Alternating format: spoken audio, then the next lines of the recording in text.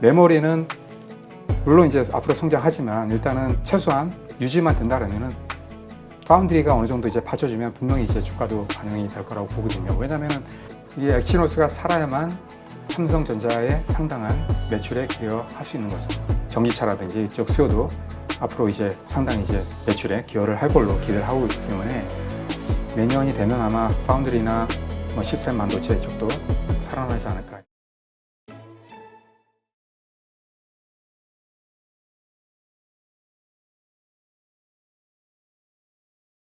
이번엔 삼성전자 한번 집중적으로 분석을 해보죠. 예, 예. 삼성전자 이번에 3분기 실적, 잠정 네. 실적이긴 합니다만 예, 이제 예. 발표를 하고 예, 예.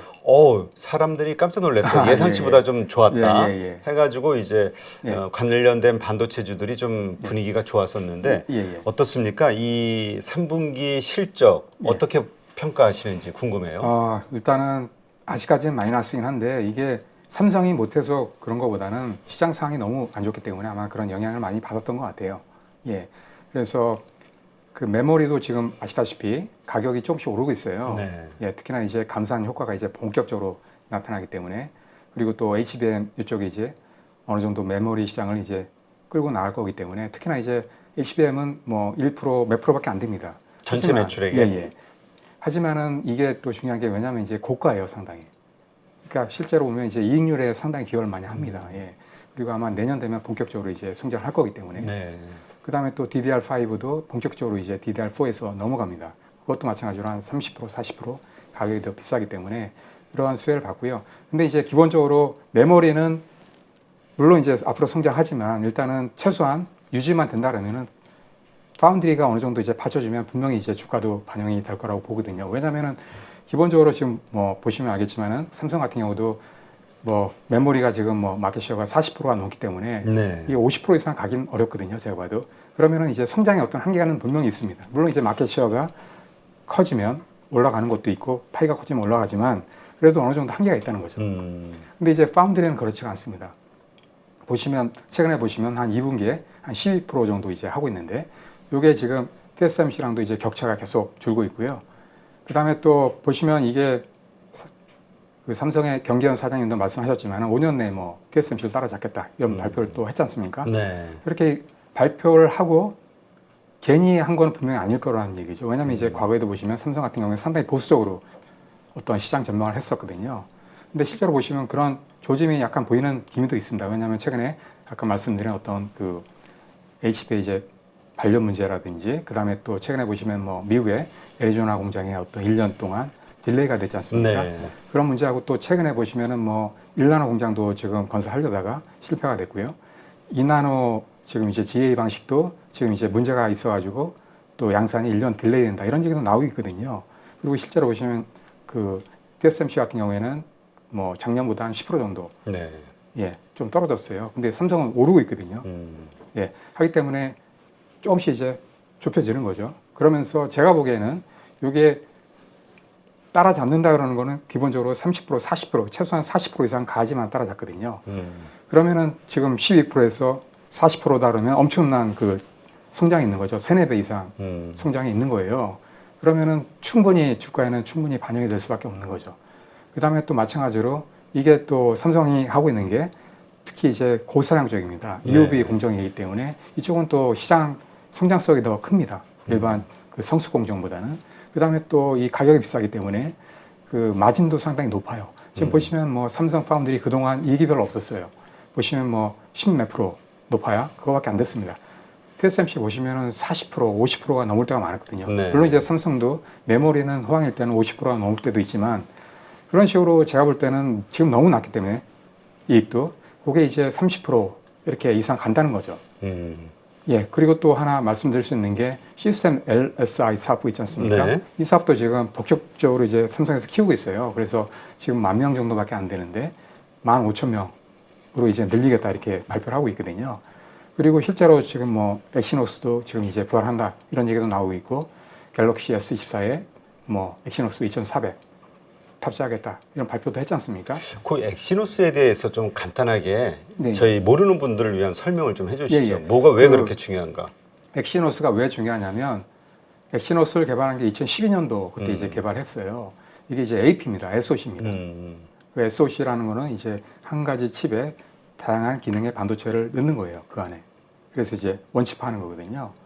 이게 이제 엑시노스인데 이게 엑시노스가 그 삼성 시스템 LSI 사업부의 가장 메인 칩입니다. 이게 거의 한 반 이상 차지할 정도로 상당히 큰 칩이기 때문에 이게 엑시노스가 커야만 그 시스템 LSI 사업부가 클 수가 있고요. 그 다음에 또 이게 커야만 또 이게 또 이제 삼성 파운드리에서 또 제조를 하게 되거든요. 네. 삼성 파운드리가 클 수가 있어요. 그 다음에 또 마찬가지로 이게 또 잘 돼야만 그 갤럭시 폰이 또 팔릴 수가 있거든요. 성능이 예, 좋다 성능이 평가를 좋아집니다. 받을 수 있겠죠. 왜냐하면 이제 기본적으로 그 스마트폰 같은 경우에는 AP의 성능이 가장 중요하거든요. 그래서 그런 성능이 좋게 나오고 또 이제 원가 부담도 상당히 줄 수가 있어요. 왜냐하면 지금 이제 예전에 고스타 때 때문에 퀄컴 거를 다 이제 어쩔 수 없이 이제 쓸 수밖에 없었거든요. 하다 보니까 가격이 올해만 해도 뭐 30% 이상 높게 이제 지불했거든요. 네. 그래서 그런 조합적인 걸 본다면 엑시노스가 살아야 돼요.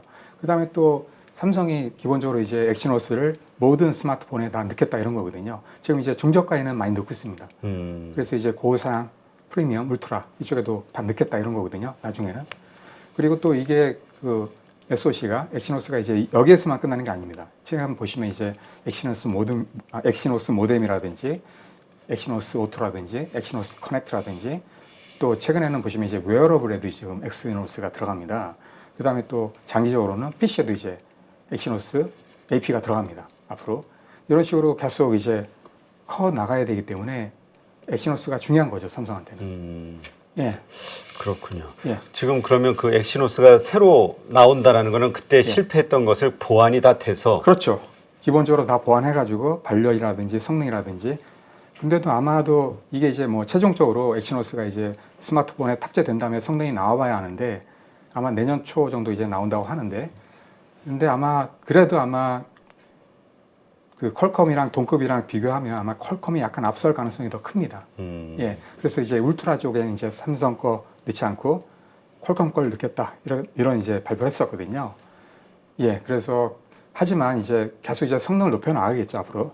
네. 이게 그리고 또 마찬가지로 또 그 갤럭시를 만드는 그 모바일 사업팀에서도 AP 솔루션 개발팀을 자체적으로 만들었어요. 왜냐하면 이제 그쪽 팀에서는 뭐냐면 이제 뭐 퀄컴이든 아니면 뭐 엑시노스든 우리는 이제 우수한 성능의 칩을 쓰겠다. 가격이 저렴하면서 우수한 성능의 칩을 쓰겠다 이런 거거든요. 퀄컴이든 뭐 삼성이든 같은 칩이라 그래도 이제 성능이 떨어지면 쓸 수가 없는 거예요. 그래서 이제 자체적으로 그런 보안 측면에서 지금 하고 있어요. 그래서 그러면 그것을 바탕으로 삼성전자의 여러 가지 부분에서 파운드리까지도 핸드폰까지도 아우르는 어떤 큰 성장에 대한 기대를 할 수 있다는 건가요? 그렇죠, 그렇죠. 예, 이게 엑시노스가 살아야만 삼성전자의 상당한 매출에 기여할 수 있는 거죠. 네. 예. 지금 어쨌건 이제 잠정이기 때문에 이제 진짜 실적이 나올 때는 각 사업부별로의 그 지금 매출 일반 보시면 네. 그 분기별로 나와 있는 게 있어요. 잠정적으로. 그래요? 한번 보여드릴게요. 예, 3분기에는 2조 4천억 정도 이제 할 거다 이렇게 나와 있습니다. 예. 그래서 이게 상당히 그래도 많이 올라갔죠. 예. 그나마 지금 보시면 이제 스마트폰 쪽에 플립폰이라든지 폴더블 폰 이쪽에 이제 상당히 실적이 좋았지 않습니까? 네, 하다 이쪽이 보니까- 요번에 좀 예, 예. 효자 노릇을 했다고 예, 그렇죠. 디스플레이하고 예, 예, 그렇죠. 그래서 보시면 그 모바일 경험팀하고 네트워크 이쪽 사업팀이 상당히 이제 매출이 좋았죠. 실적이, 영업이익이. 그래서 상당히 이 부분에서 이제 반도체 어떤 그 마이너스 부분을 커버한 거죠. 네. 예. 그렇다면 어쨌건 반도체로만 봤을 때는 예. 우리가 사실 삼성전자에 기대하는 건 반도체니까 예, 그렇습니다. 반도체로만 보면 3조 8천억의 적자를 봤다는 거 예, 예. 아직은 좀 깨림칙한데 예. 네, 이게 언제 좋아질까요? 이게 말씀드린 대로 기본적으로 제가 볼 때는 아마 4분기에도 적자일 확률이 상당히 큽니다. 그래서 제가 보기에는 아마 내년 초나 중반 그 정도 되지 않을까 싶습니다. 예. 그래서 왜냐하면은 말씀드린 대로 그때 되면 이제 HBM이라든지 DDR5가 본격적으로 이제 성장을 하기 때문에 그런 이제 그 성장 때문에 그러한 매출하고 이제 이익률에 반영이 되는 거죠. 그리고 마찬가지로 그때가 되면 이제 파운드리도 상당히 좋아질 것 같습니다. 마찬가지로 엑시노스 그것도 이제 탑재가 된다면은 매출에 또 기여를 하기 때문에 전반적으로. 예, 그다음에 또 최근에 이제 보시면 뭐 전기차라든지 이쪽 수요도 앞으로 이제 상당히 이제 매출에 기여를 할 걸로 기대를 하고 있기 때문에 내년이 되면 아마 파운드리나 뭐 시스템 반도체 쪽도 살아나지 않을까 이렇게 보고 있습니다. 네, 그렇군요. 네. 지금 재고 상황은 어떻게 되고 있나요? 재고는 이제 줄고 있습니다. 왜냐하면 이게 심리적인 문제가 상당히 커요. 왜냐하면 지금 이제 고객들도 지금 이제 거의 저점에 와 있다 이렇게 이제 생각을 해가지고 이제 사고 있는 거거든요. 그러니까 이제 한번 사기 시작하면 이게 너도나도 이제 또 사기 시작하거든요. 그래서 이제 가격의 급속도로 또 올라가게 됩니다. 예, 하기 때문에 지금 거의 재고가 바닥난 상태이기 때문에 이런 고객들도 이제 아마 계속 이제 주문을 하게 될 걸로 이제 보고 있습니다.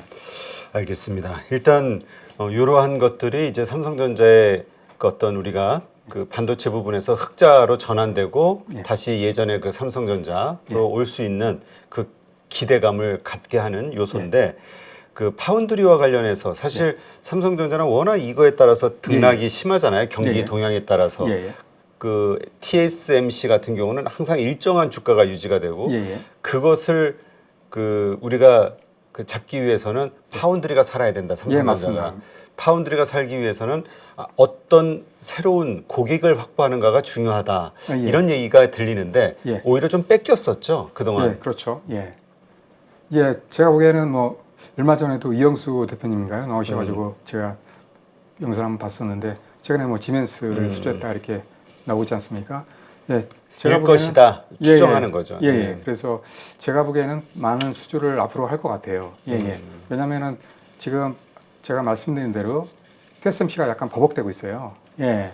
지금 보시면은 그 2나노 GA 방식을 이제 도입하면서 여러 가지 이제 문제를 지금 겪고 있는 것 같아요. 네. 그래서 그 2나노 스케줄도 2026년 될 거다 이렇게 이제 얘기가 나오고 있거든요. 그래서 삼성보다 1년 더 늦는 거거든요.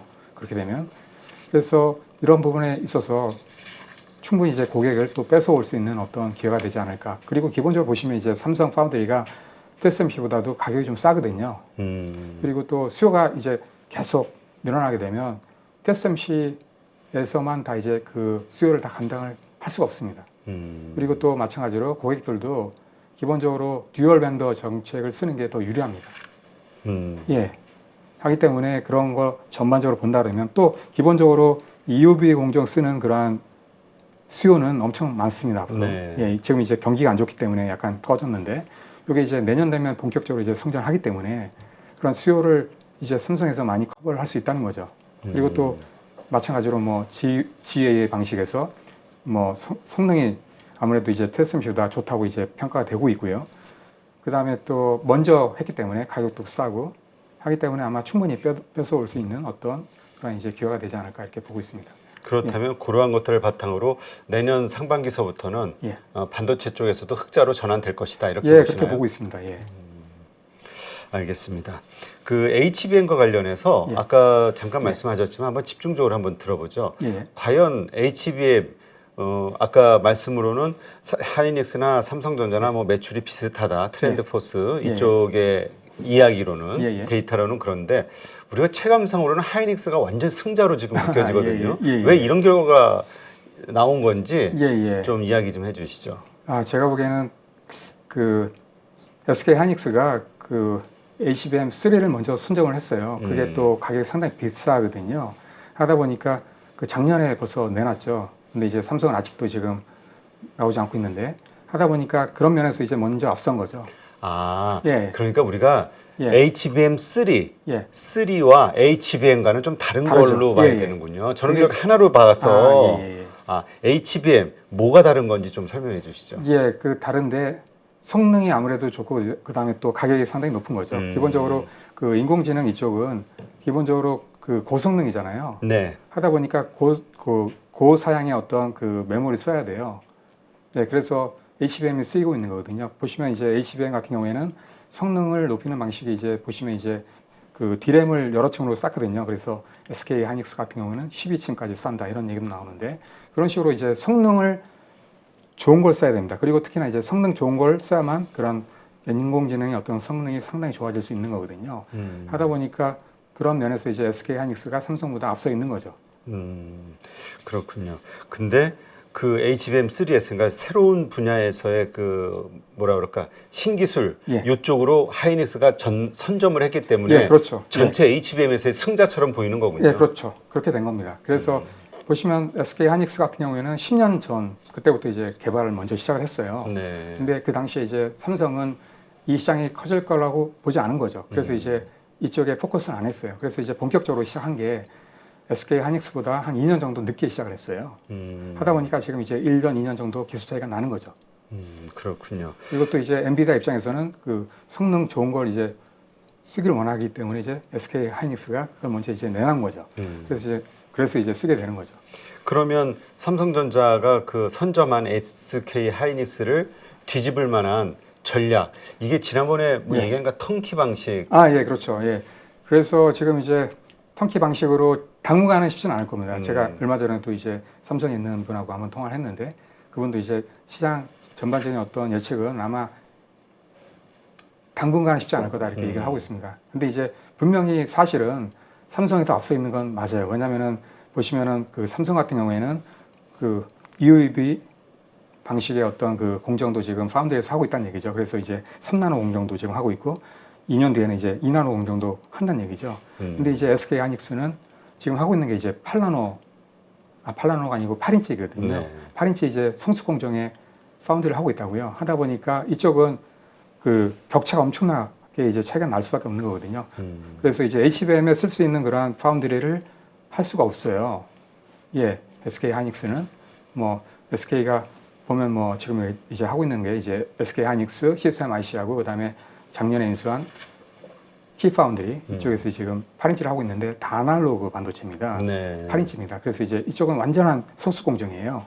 그래서 기본적으로 그 GPU 같은 경우도 삼성 같은 경우에는 충분히 이제 엔비디아 GPU를 만들어줄 수 있거든요. 근데 이제 SK는 못 만들죠. GPU는 공정이 이제 일단은 성숙이기 때문에. 그리고 또 마찬가지로 그 패키징도 중요한데 패키징도 이제 삼성 같은 경우에는 그 상당히 지금 노력을 많이 하고 있고 많이 앞서 있어요. 네. SK보다. 그래서 지금 뭐 최근에 지금 보시면 알겠지만은 뭐 멀티다이 인테그레이션 해가지고 지금 여러 가지 이제 협력업체들 끌어다가 지금 패키징도 능력을 이제 향상시키고 있고 마찬가지로 지금 2.5D 패키징도 지금 뭐 iCube라든지 또 X큐브, 3D도 마찬가지로 지금 개발하고 있거든요. 이런 식으로 지금 그 TSMC가 앞서 있는데 지금 이제 쫓아오고 있습니다. 그래서 이런 이제 상당히 이제 능력이 거의 비슷하게 이제 가고 있다는 거죠. 근데 이제 SK 같은 경우에는 그 패키징에 그렇게 앞서 있지는 않습니다. 물론 최근에 많이 투자는 하고 있지만 기본적으로 보시면 이제 SK는 메모리 기업이지 않습니까? 네. 하다 보니까 그 메모리 같은 경우에는 이제 패키징이 이렇게 중요한 게 아니에요. 그냥 단순합니다. 패키징 자체가. 하다 보니까 그런 능력이 또 안 됩니다. SK 같은 경우에는 아직까지는. 하다 보니까 그 삼성에서는 이 세 가지를 다 할 수 있는 거예요. 네. 그 GPU도 만들어줄 수가 있고, 그 다음에 HBM도 자체적으로 하고 있고, 그 다음에 패키징 능력도 계속 이제 올라가고 있고, TSMC랑 비슷한 수준에 지금 가고 있다는 얘기죠. 이렇게 이제 세 개를 할 수 있는 기업은 이제 전 세계적으로 보면 삼성밖에 없다는 거죠. 네. 예, 그래서 훨씬 더 이제 장기적인 어떤 안목에서 본다면은 SK 하이닉스보다 삼성이 훨씬 더 유리한 입장이다 이렇게 보고 있는 거죠. 예. 근데 일각에서는 예. 삼성전자 같은 경우는 거기다 이제 어쨌든 고객사들이 그렇게 줘야 되는데 예, 예. 이 파운드리와 관련해서는 예. 계속 그 걱정을 하는 게 예.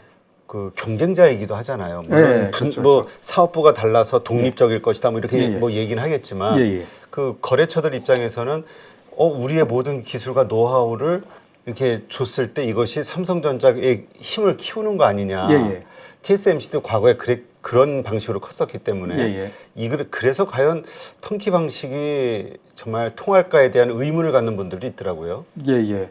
물론 그런 우려도 있겠죠. 예전부터 이제 삼성이 보면 이제 종합반도체 회사이기 때문에 그 안에서 지금 이제 패밀리스도 같이 하고 있지 않습니까? 네. 그래서 고객한테 어떤 이제 우려 요소가 되는 거죠. 왜냐하면 이제 그런 설계 자산을 뺏길 수 있는 어떤 가능성이 있다라고 이제 생각을 할 수 있는 거죠.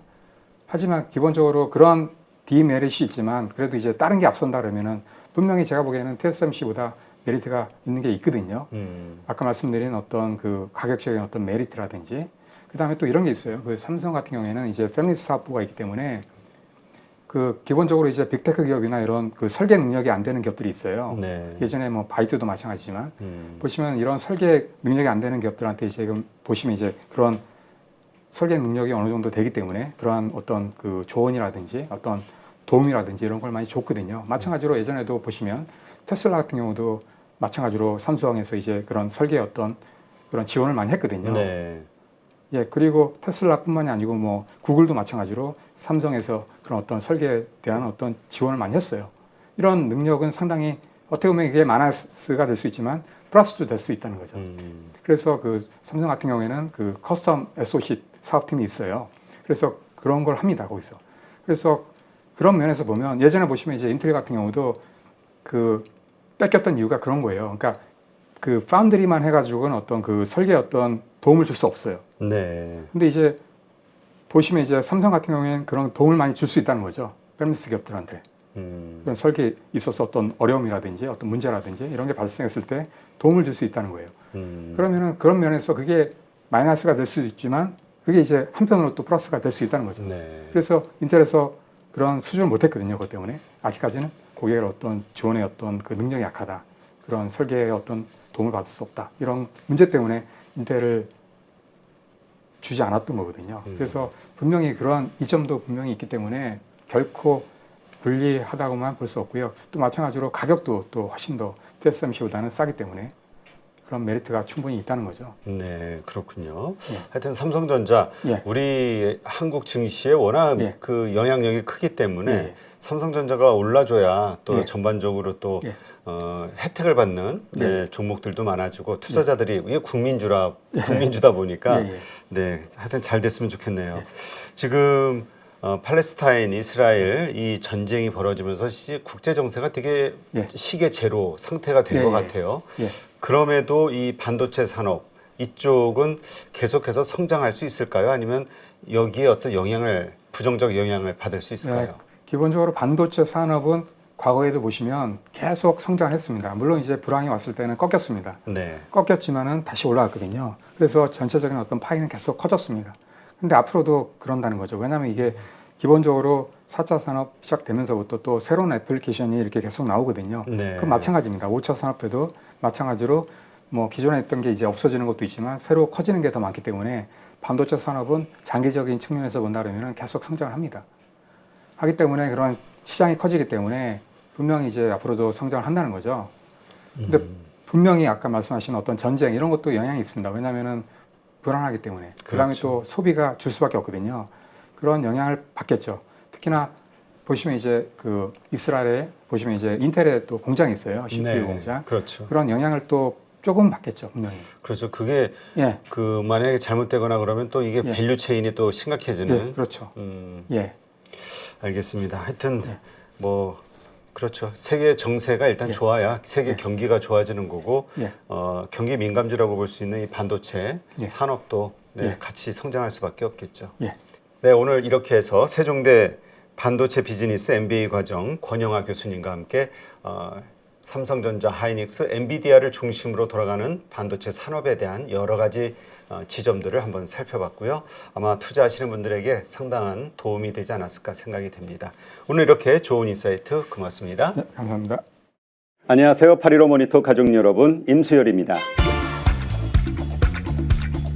이번에 하나증권과 815 모니터기 함께 특별한 이벤트를 진행하는데요. 815 모니터 가족분들이 하나증권 신규 계좌를 개설하시면 특별한 혜택을 받으실 수 있습니다. 첫 번째 혜택은요, 국내 주식을 살 수 있는 3만 원을 드립니다. 두 번째 혜택은 하나증권과 함께하는 815 머니쇼 초청 받으실 수 있는 초청권입니다. 815 머니쇼는 특별한 강사진들에 의해 진행되는 프리미엄 세미나로 매회 500분을 초대해서 진행할 예정입니다. 그 외에도 소수점 주식 혜택을 드릴 거고요. 하나증권 계좌를 처음 만드는 분이라면 누구나 신청 가능하십니다. 이제 혜택 받는 방법 알려드리죠. 영상 하단부 더보기란에 기재된 링크를 통해 신청하시면 됩니다. 반드시 더보기란 링크를 통해서 계좌를 개설해야 이 혜택을 받을 수 있으니 유의해 주시기 바랍니다. 하나증권과 815 모니터기 함께 주식으로 하나 되다. 815 모니터 가족 여러분의 많은 참여 부탁드립니다.